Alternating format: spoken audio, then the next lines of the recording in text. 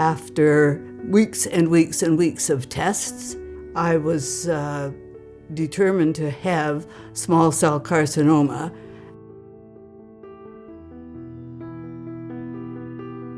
In June of 2007, Kevin was diagnosed with prostate cancer.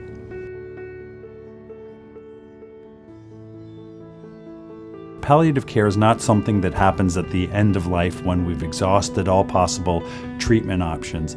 Rather, it's really a part of life. At the end of life, when the treatment can be happening, but at the same time we're segueing to recognizing that in fact the person's disease is not curable. And not only is it not curable, but one can begin to imagine the sort of time span that a person has left before that they're going to die. The whole idea is that even though a person may be dying, even people who are dying are still living. And we have asked difficult questions, and they have responded. Not always what we wanted to hear, but they've always responded, and I feel we are listened to. Listening and being in tune with the cues that come from patients and from their families and loved ones is very important. The essential thing is to listen and not make assumptions. In order for us to give the best possible care to you, what is it that you want us to know about you? We need to start to recognize, I think, at earlier time periods when that end is in fact in sight, and then start being sensitive to and taking deliberate steps to make sure that the quality of that individual's life is optimized. Part of that is how we offer treatments.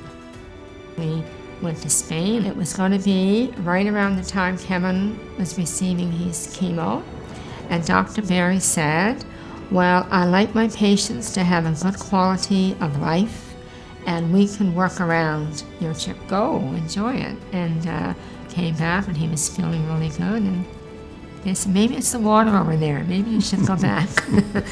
The question arose as to whether or not Janet could come home. And I indicated very clearly at the time that I wanted to bring her home.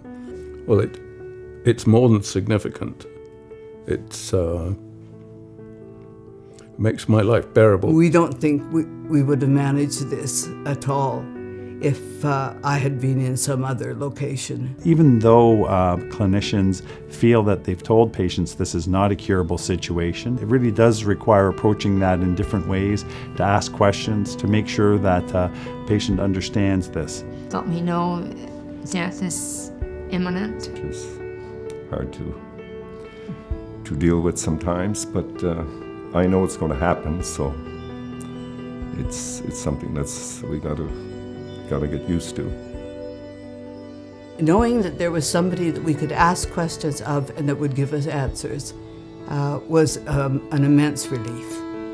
So we do have a lot of learners that come through our palliative care team. So it's important that we mentor them in the aspects of care at end of life, which are often the ones that they're unaware of, that just their presence can be therapeutic, can be calming and supportive.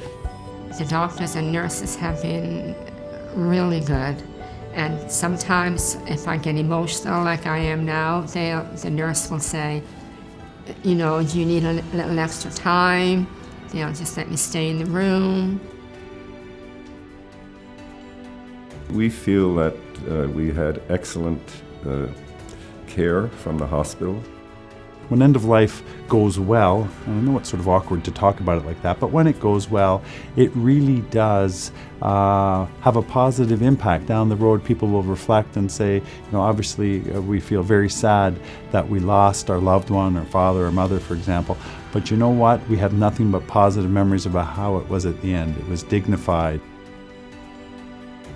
Even people who are dying, they're still living, and that's what's important. They haven't died.